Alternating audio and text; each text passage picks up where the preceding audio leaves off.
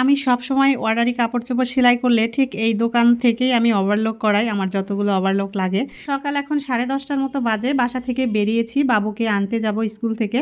তো যেই দোকান থেকে কাজ করাই তার ঠিক নিচেই একটা বাজার, আর বাজারটা উপর থেকে দেখতে না দারুণ লাগে, তাই একটু ভিডিও ক্যাপচার করে নিলাম। তারপরে সোজা রিক্সা নিয়ে চলে আসলাম আমি বাবুর স্কুলে। আর আজকে থেকে কিন্তু বাবুর পরীক্ষা শেষ, স্কুল একদম 1 মাসের জন্য ছুটি, বাবা বাঁচা গেল। পরীক্ষা শেষ, কয়দিন তো খুব প্রেশারে ছিলাম পড়াশোনা নিয়ে। তো যাই হোক, আর এই যে দেখতে পাচ্ছ সব বাচ্চাদের হাতে একটা করে ছবি দেওয়া হয়েছে, মানে কিছুদিন আগে যখন স্কুল চলতি ছিল তখন ম্যামরা বাচ্চাদেরকে সঙ্গে করে নিয়ে একটা করে গ্রুপ ফটো উঠিয়েছে, তো সেই ফটোই সবাইকে দিয়েছে হাতে হাতে। তো যাই হোক, এরপর আমাদের বাসায় আবার আজকে গুরুদেবের মাসিক প্রোগ্রাম। তো বাসায় আজকে প্রোগ্রাম যেহেতু প্রত্যেক মাসে তো প্রত্যেক মানে অনেক বড় করে হয়, কিন্তু এবার অনেক ছোট করে হবে। তো তাই বাড়িওয়ালা আঙ্কেল বলছিল যে খুব অল্প প্রসাদ হবে, তাই যেই মাসিটা রান্না করে সেই মাসিটা আজকে আসবে না, তোমরাই বাসায় যে কয়জন আসো সেই কয়জন মিলে রান্নাবাড়া করো।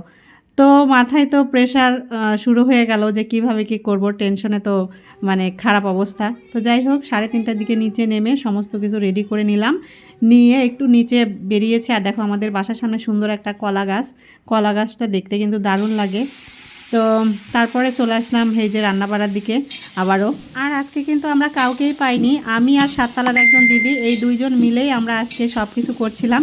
তো আজকে খিচুড়ি রান্না হবে আতপ চালের, তো খিচুড়িতে সবজি দিব, যা যা সবজি দিব সমস্তগুলো আগে আমরা ভেজে নিচ্ছি। আর ভাগ্য ভালো হলে যা হয় আর কি বলতো, যে মাসিটা সবসময় রান্না করে ওই মাসিটা আবার হঠাৎ করে চলে এসেছে, মানে মাসির অন্য আরেক জায়গায় রান্না বাড়ার কথা আছে।